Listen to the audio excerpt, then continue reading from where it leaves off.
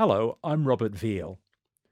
This year in Melbourne, the National Gallery of Victoria is hosting an exhibition of French Impressionist art from the Museum of Fine Arts in Boston in the United States.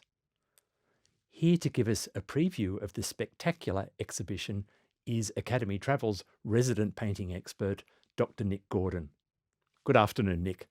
Good afternoon, Robert. So, Nick, this exhibition bills itself as Impressionism, but I gather it's about much more than that. It takes us on a journey that begins in the middle of the 19th century. Absolutely. So I think when we think of Impressionism, we instantly think of haystacks, of very pretty paintings of northern Normandy or of Giverny. But what we're seeing, I think, in this exhibition, or what they want to tell us about, is a much, much broader trajectory that Impressionism didn't just appear from nowhere, that it was actually rooted in some earlier movements in the 19th century. One of those movements is the so called Barbers school. Now, I know that there's a very unexpected painting by Monet in the exhibition. Not a haystack, but an earlier work that comes from that earlier Absolutely. tradition. So it's an early Monet from 1863. And in this work, I think part of when you first see it, you think, oh, that doesn't really strike me as a Monet. And that's particularly, I think, due to the colors that he's using. So there are a lot more earthy colors in there. There are a lot more colors that are kind of golden colors, browns and greens, rather than all of those rich light colors that we expect from Monet, particularly with the haystacks. And there's also very little atmosphere in the work as well. It's a little bit brooding, but it doesn't have that brilliance of light. And I think this is from a period that Monet is experimenting. He's learning things about plein air painting. He's learning things from what other painters are doing, but he hasn't had that golden moment yet where he really becomes the Monet we know and love. And so the Barbers school was quite revolutionary in itself, in the sense that it was a real breakaway from the French academic style of the 19th Absolutely. So century. first of all, they're focusing on plein air painting, on painting outside to try and capture some of the immediacy of the environment. Whereas academic painting is studio based, it's based on drawing after drawing after drawing, a very slow process of composition and painting something up in a very slow process. Whereas the Barbizon School were much more interested in capturing a real sense of what it feels like to be in a place. And because they were painting outside, often using paint that came in tubes rather than having to grind it themselves and carry it in little animal bladders, which is very, very messy. Uh, where you see that they're painting more in a more, what's the right word for it, more spontaneous way. And you see that in their brushwork. It's not this smooth, polished surface anymore. They're using the texture of the paint to capture the effect of clouds, or if you want the foliage of leaves, kind of use the physical property of the paint to do that and in the brush strokes. And so, if we compare this early Monet with a later work that's in the exhibition, the painting of a meadow with poplars, we can see that he's come a very long way in a short time. He has, and this is one of those Monets that looks like a Monet to us because it just glows off the canvas. And it's partly, I think, if we look at the clouds in these two works, there are similarities in how he's painting the sky, but I think the fundamental difference is a change in his palette. And we see that Monet and others are departing from an academic palette, which the Barbizon school still mostly used. It was still a very earthy based palette. And instead, he's using a palette that's entirely what we call solar colors. And this is a new theory of light and a new theory of color that had been developed by the French chemist Chevreul in the 1850s and 60s. And he thought that all light is just the light, all color is just the light that refracts through a prism. So Monet and others decided they would only use colors that you could see in the light when it was refracted through the prisms. So you remove all of those deep earthy tones, and instead you have to figure out how you create a sense of light and shade using colors that are ultimately very bright. And that's how we get this glorious luminosity that we associate with Impressionism. Yes, absolutely. So kind of you have these flecks of purples, of pinks, of mauves, of greens, blues, and reds. Very few yellows. There are kind of there's only quite a narrow range of yellows that they use, and a general aversion to anything that's ochre or umber. So when you look at, say, the shadows of the tree that's cast here, rather than you modeling that tree using browns to create a deep sense of shadow, it's just by using a darker green or a bluish green and contrasting that with a brighter, slightly yellowish green. And that I think adds to the sense of brightness that runs across the canvas surface. I see, I see. Let's look at landscape painting more broadly beyond a strict definition of Impressionism. One of the works that caught your eye was a small maritime scene by Boudin. Oh, well, part of the reason why this one captures my eyes, first of all, it's absolutely tiny. And that's something I think that is common amongst works that are painted plein air, because you have to be able to carry the canvas or the board with you. And you can't do that with a very, very large one. And I think that changes the way that painters work. If you're expecting to be working on a canvas that is 4 feet across, then your approach to composition changes. And I think in this tiny Bourdain, what we're seeing is the way how the artist has to focus on something that's actually only about 20 centimeters wide, forces them to take kind of, I suppose, visual shortcuts in the composition. So you don't paint every board of the boat, for example, on its hull. You don't paint every plank, sorry. You kind of just find a way of creating the impression of those planks being there. The other thing that strikes me about it is the beautiful sky. And when we look at the clouds in the sky, I think we're seeing kind of a key to where Impressionism will go. That the sky here is made up of beautiful lilacs and very soft and gentle blues, with some white highlights that are scumbled across the surface just to give an extra sense of the clouds being light and luminescent. That's fascinating. I know we like to think of en plein air painting and of nature as very much at the heart of Impressionism. But sometimes there are other kinds of painting as well, such as still life, which has a very long tradition in European art. You've picked out two very different still life paintings in the exhibition, one by Fantin-Latour and another by Cezanne.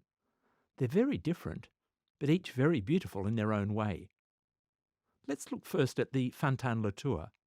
It's a remarkable painting. Yes, absolutely. And it is, in terms of influence, Fantin Latour is one of the most influential still life painters that is before Cezanne.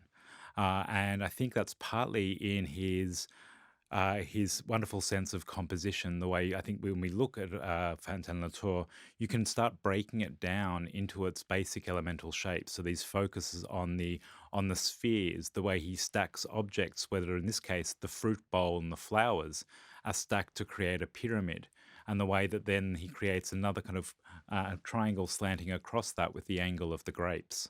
So he's thinking very much. I think his composition is, in some respects, there's quite a degree of abstraction to it. But then there's this lovely focus on every little detail of the grape. That it's as if he's painting grapes as individual grapes, or the variety across the surface of those peaches. So it's this interesting combination between quite a geometric approach to composition, but then all of that kind of very fine, hyper-real love of detail going into the work as well. Yes, thank you. It's one of the unexpected treasures of the exhibition, isn't it? When we think about Impressionism, we probably wouldn't think about something like this. But the painting's an absolute corker, isn't it? Oh, it is. It's absolutely gorgeous. It's one of the things that I'd roll up and take home if no one was looking. But it's very different from the Cezanne still life which features in the exhibition. Yes, and I think it's a very subtle relationship they're trying to build out in this part of the exhibition. Whereas Cezanne is primarily known for, first of all, his use of color but also for his approach to composition. So we often hear as Cezanne as the first person who started thinking of an approach to composition as thinking of you're creating a painting on a surface and you use geometry in quite a radical way, that all objects, according to Cezanne, are made from three principal shapes. So all you need to do is know how to paint a sphere, a cone, and a cube, and you can compose whatever you want. But I think what they're trying to bring out is that there's a tradition of this before Cezanne, that Cezanne is looking at what people like Fantin Latour are doing, but then takes that in his own direction. So again, one of the differences I think is in the color. So you notice with Cezanne too, you've got an absence of browns. He removes those earth tones, and instead you get these wonderful, very strong, bright contrasts between the rich orange and reds of the fruit against that purple blue hue of the tablecloth and the vase. And that simultaneous contrast between those colors makes them both appear much brighter. Whereas if you started using lots of browns and ochres, the painting would start to feel dark, that you would be drawn into the painting the way you are with the Fontaine Latour, whereas with the Cezanne, the painting comes out to you. Now, in the later part of the exhibition, it really shows us the way that Impressionism points ahead to modernism. You can see that partly in the rather abstract titles of the works, such as this Pizarro we are looking at now, Sunlight on the Road. And later we'll have a look at another Cezanne with a rather obscure title. So how is Pizarro taking things further? Well, partly I think it's that idea, in this case with Sunlight on the Road, he's not trying to capture a momentous occasion or an event. This is something that's very everyday. It's a very mundane sort of beauty, but that's a beauty that's accessible to everyone. Go outside, go for a walk, and just notice this kind of natural beauty in the world. But I think the other thing that Pizarro is doing here is he's beginning to kind of develop his own approach to painting. The idea that you break down color, so you create a color by having using a divisionist method, where you have a color next to another color, and your eye blends those for you. Your eye is tricked into thinking that those two colors side by side equal a third color that we see. So he's playing around with some of those ideas too, really thinking about how we see and how you can paint to create a different sort of experience. And that comes through too, I think, in his like with Monet as well, like kind of that focus on a much more textural use of the paint. That rather than trying to blend colours together very gently, as academic painters had done from the Renaissance onwards, there's this focus on blending one colour gently into another. We get these very small gradations of colour, whereas Pizarro is going straight off for kind of this colour next to that colour, this colour kind of whacked over the top of it very, very quickly. And it creates a wonderful energy. In this case, you can almost hear the breeze rippling through the grass. Yes, there is something quite cinematic about the image. And I hadn't realised it's a very scientific approach to colour, isn't it? It is. And it's partly, I think, we often think of art and science as being very, very different, but we know that artists in the 19th century are increasingly fascinated by new scientific discoveries, whether that's new theories of optics or new theories of colour, or kind of the different sorts of chemically produced, artificially produced colours that are becoming available in the 19th century. And there are artists, whether they're in France or whether it's in England, in the case of Turner, who are really fascinated by what the modern world offers us and what kind of scientific advances allow an artist to do that's different. I think they're really beginning to see the world in a different way, just as the scientists are. Indeed. And speaking of seeing the world in a different way, this Cezanne, A Turn in the Road from 1881, is in its own way quite a radical painting. What I'm seeing in this one is a movement away from discernible shapes or realistic shapes towards forms and towards formalism. It's almost abstract in the way that it's put together. It is, yes, and this one I think it is definitely showing that. And when you look at that road, it's not trying to show the road using linear perspective. He's thinking of the road as a shape, as a form on a two-dimensional surface. So rather than trying to think of space as something that's created using linear perspective, they're thinking of pictorial space as something that is flat, and it's about an arrangement of shape and color and line on that surface. The other thing that I think is interesting about this, that the exhibition is bringing out, is just how much of an influence that Pizarro has on people like Cezanne. That Pizarro was the guy who dragged Cezanne out of the city from one of his slumps, and took him out into the countryside and started to encourage him to kind of go out and paint in the sun, go out and paint outside, forget this studio practice, and just start painting your own work in your own style. And I think we have in some of these early Cezannes, these early landscapes, I think we're seeing kind of a bridge between Pizarro, what Cezanne was under the influence of Pizarro, and then the beginning of where Cezanne would go. So this one's from 1881, but this is still a period where, while Cezanne is showing his work in Paris, he's still very much on the outer, seen as the art buying public didn't really like Cezanne too much. He's too much of a radical. And it's not really until the end of the 1890s and early 1900s that suddenly we find that there's a whole generation of people who are discovering Cezanne as if for the first time. By this stage, he's been painting for 40 years. And they suddenly realize that what he's doing, as you say, in terms of form, of different treatment of pictorial space, suddenly becomes kind of inspirational. So we have people like Picasso seeing Cezanne at an exhibition in 1905 and 1906, and kind of suddenly exclaiming kind of that Cezanne is the father of all modern art. Indeed, the very end of Cezanne's career in the 1890s is right at the cusp of modernism, isn't it? Absolutely.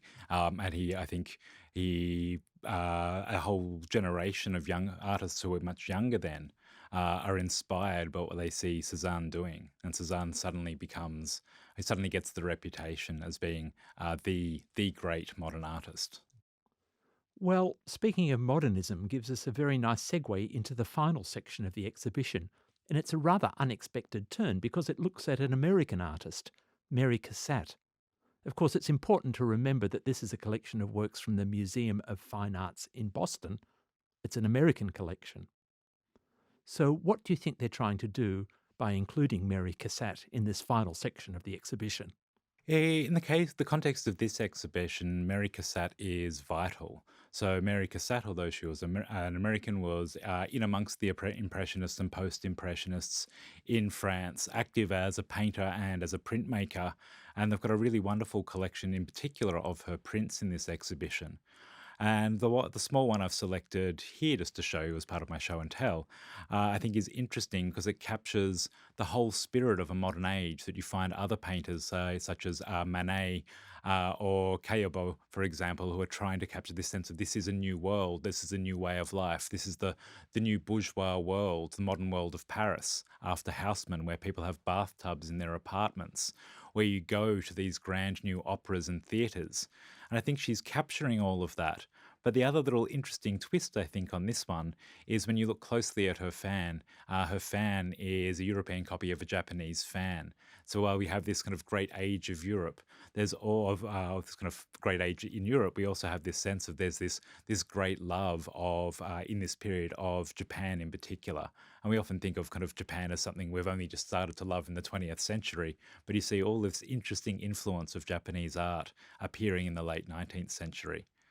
And I suppose the last part of this story is not only is she a great person for capturing the vivacity of a modern lifestyle, but she's also deeply important for the collection that Boston has of Impressionism and Post-Impressionism.